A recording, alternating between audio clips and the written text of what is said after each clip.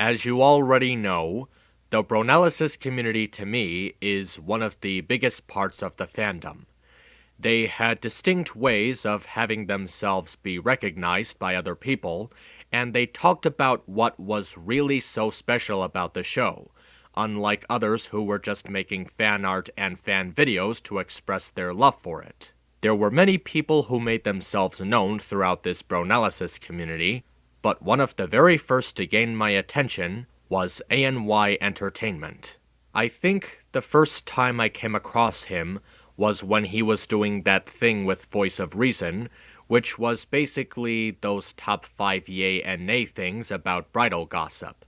And as a matter of fact, those type of team-ups was actually why I decided to have them featured together while I was highlighting analysts that I liked. Like everyone else, he was smart and funny and had a really confident passion for what he was doing. But above everything else, he had his own identity. He wasn't being a ripoff of anything, he wasn't trying to be someone else. You could immediately recognize him as the person that he himself was. He was practically playing himself whenever he put that OC on screen.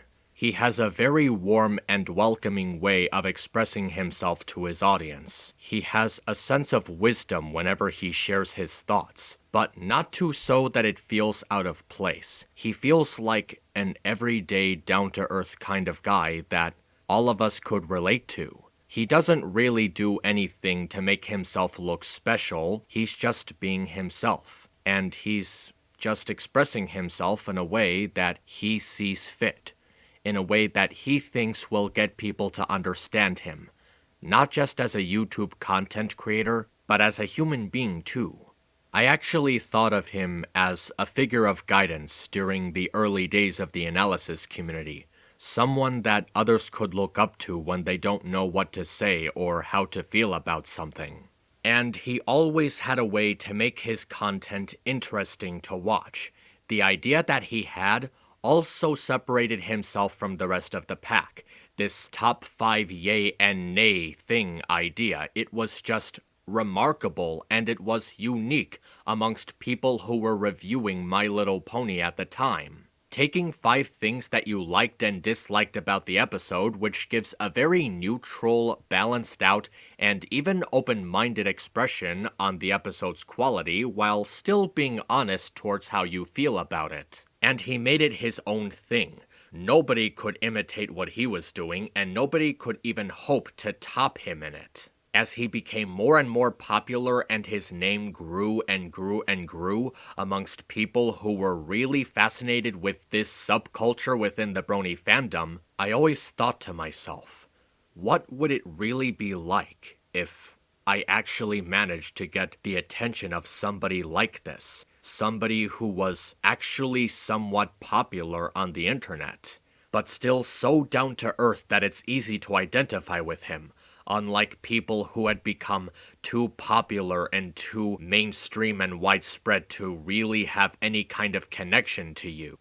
As impossible as it was, that's actually what I was going for. Before I even started this YouTube channel, I was doing really crappy reviews of Season 4, believe it or not, and I wanted to show my ability to review things to people in the analysis community.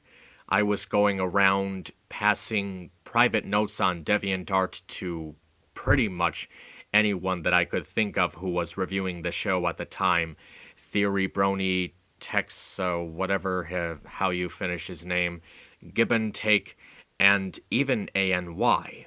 And the funny thing about this is I actually got a response from him, and he actually kind of liked the format of the video that I was using for the trailer. It was just a bunch of clips from the show put together, but he didn't really understand how that's supposed to relate to reviews of the show. And I basically told him that it was just a teaser for what I was going to do. It really doesn't say anything. It's just a way of presenting myself. Eventually, I realized how low quality and horrible all of these reviews were, so unfortunately, I deleted all of them. I really don't think they're anywhere anymore. I probably should have kept it around because now that I look back to it, it was a pretty well paced together video. I took a bunch of clips from the show while using the music from Disney's Dinosaur, the trailer for the movie, and if I can ever remember which clips I used in order to make that trailer, they consisted of episodes from seasons 1 through 3. Maybe if I have time, I'll make that again someday, but I'm getting ahead of myself. I need to stay focused on the topic of the video. The fact that I got ANY and Give and Take to notice me, it was a really remarkable and very confident accomplishment that I had made for myself. And I figured from there, maybe I could start little by little just building up my way to gaining recognition from others in the Bronalysis community, to show them that I could be just like them, someone who can really, really express their ability to talk about the show while being insightful about it, someone who can share their thoughts in a way that nobody could have possibly comprehended or even thought of themselves. Of course, at the time, I didn't even have a microphone. I was actually using the crappy built-in one from the camera. You could imagine how that sounded, which was actually part of the reason why I deleted all those videos. Like, nobody's going to watch low-quality crap like that. So, as time passed, I continued to watch ANY, listening to all of the great and interesting things that he had to say that expressed his feelings towards the show and the fandom. One of my favorite videos of his so far, to this day, was the one where he talked about this journal made by the creator of Fallout Equestria. He talked about K-Cat's journal, which was named The State of the Brony Fandom. And as he read that journal, you could tell that he had love for every single word that was typed into that submission. He had so many strong feelings for it that he just couldn't express just by simply reading the journal to his audience. And I could really feel the same way. The feelings that you get from this journal are not the kind of feelings that you can show just by simply reading it out loud or in your head. The words that stick to me the most as I was listening to him read that journal was this one phrase: "We have become a fandom like any other, but we don't have to be." Those words stuck to me the most because that is what I have been living by in the time that I have been getting involved in the fandom and looking up its history. We can be different from the Naruto fandom, from the Sonic fandom, video game fandoms, movie fandoms, comic book fandoms, nostalgia critic fandoms. Even the Star Wars fandom could not possibly compare to us, the Brony fandom, if we had just put in the time and effort to show every other fandom out there that we can be just like them, but different in a way. We can be fans of jelly bean-colored cartoon ponies while still being down-to-earth people. We can like the show because of the characters and the emotional core of their struggles that they have gone through, and how much inspiration that people take from their stories, and what they can create with that inspiration. Fan art, fan animation, music, fan fictions of any kind of magnitude. Cosplayers, conventions, games, an identity in popular media.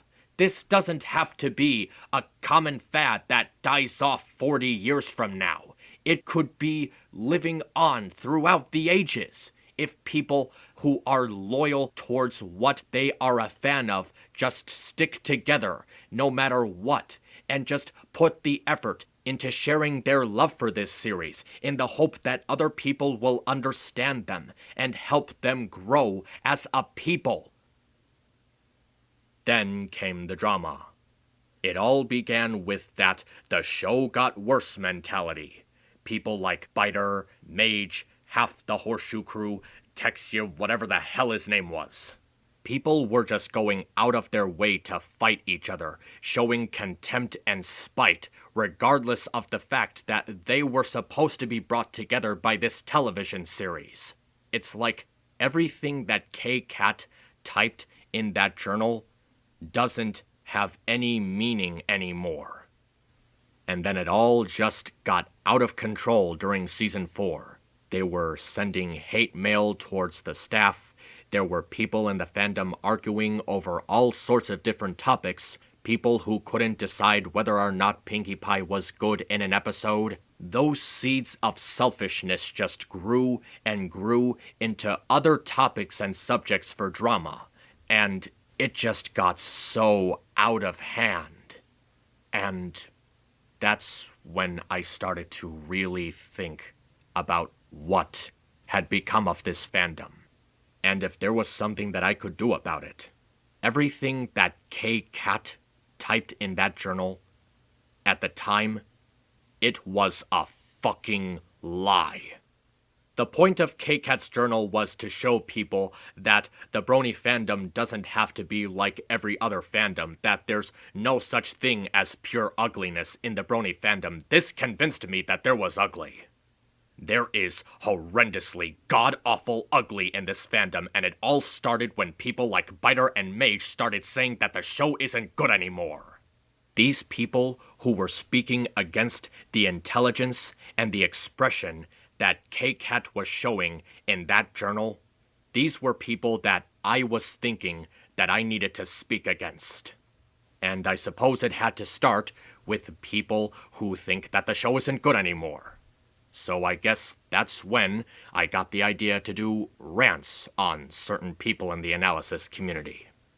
As you'd imagine, this eventually got the attention of AnY. And he was actually curious as to how I was going to do this. And actually, in the time that I was just starting out, the two of us were having regular conversations. It was like the first time I got that message from him on my old YouTube video all over again. I was somehow managing a relationship with someone who is far more recognizable in this fandom than maybe I could ever hope to be. And if I was able to manage something like this by doing the things that I did, then there couldn't have been any harm in continuing what I was doing. Of course, as my words got harsher, he started to question my motives. It seemed like the kind of thing that FNGR was doing. At first, I thought that both of them were just trying to hold on to the moral high ground, like that what I'm doing is a bad thing just because I'm speaking out against people that have something to say that I don't like, which is inevitably going to happen on the internet. But now that I look back on it, I realize that both of them were not doing it just because they wanted to maintain the moral high ground. They were the only ones who were directly willing to call me out on my crap. FNGR, with his the war in the Brony thing, and ANY when he came to me in that first impressions video on Make New Friends but Keep Discord. He told me that I really shouldn't be going through with this anymore if I'm just gonna continue to be hurtful and mean, and I was just coming up with any combination of words that I could come up with to justify to him what I was doing. And when he saw my Golden Fox rant, he got the impression that I was going against one of the three things that he lives by. That a person is supposed to feel responsible for what they do with their time. And my actions showed me that I am not responsible with what I do. He actually got very detestable with me. He said things like This would be a great drinking game for Silverquill. Take a shot every time this guy says something hypocritical. And that I was just making an ass of myself. And from one sociopath to another, I no longer want to have anything to do with a cyberbully and the hate that you create or add fuel to, because we've got enough of that going around without you making the fire bigger. Unlike FNGR, I was willing to actually think about what ANY was saying, because unlike FNGR, at the time, ANY was someone that I had really connected to, not just through our conversations and our comments to each other, but because of all the time that I spent watching him before I even made my YouTube channel. I saw him grow into such an expressive and passionate internet personality. And the fact that I even got a chance to spend time with this person, it really, really meant something to me. And that's when I realized the reason why ANY was so contemptive towards me was I made it seem like I didn't care for what he had to say. A person that I spent so much time looking up to and idolizing and even thinking of as an acquaintance, I completely dismissed everything that they were trying to tell me, just because I wanted to keep proving that I felt like I was right about something. I was a fool. After I realized that, I couldn't face him because I was afraid of what he thought of me. I ignored him. Every single chance I was given to say something to him, I didn't take it. I didn't comment on his videos. I didn't try to message him on DeviantArt. I didn't try to contact him on Skype, until eventually I just stopped watching his videos entirely. Every time I saw an update from him in my subscription box, I didn't click on it. And even though I was spending all of that time avoiding him, I remembered the times that we had together before we cut ties. I remembered that private message he sent to me on DeviantArt about how he was concerned for me over what I was choosing to do with my time. The truth was, I really missed the time that I spent with ANY. I missed how, even though it was impossible at the time, that there was a chance that we could have been really good friends. I was given a chance to listen to him, and I didn't take it. In the time that I kept myself from going anywhere near him, I was really starting to feel a sense of irony. I practically cut him out of my life, and that whole time, I was still telling myself I wanted to be his friend. I could have been friends with him, but I chose to ignore his advice. He was trying to help me, and I didn't care for anything he had to say. That's why he was right about everything he was saying about me at that point. I really was being a sociopath and a cyberbully who didn't care about anyone that I would be hurting just because I wanted to make a point. I don't get it. Why did I have to act like such a child? I didn't listen to him like a stupid little kid. And then I started thinking about that video that Finger made, and I just felt so embarrassed. I practically became the very thing that I was fighting against. All that anger, all that malice and spite aimed at people who made me feel bad. I don't understand why I have to be like that. Why did I have to hate people? Just acting like a spoiled child. I don't want to be like this. This isn't who I want to be. Why can't I just be more grown up?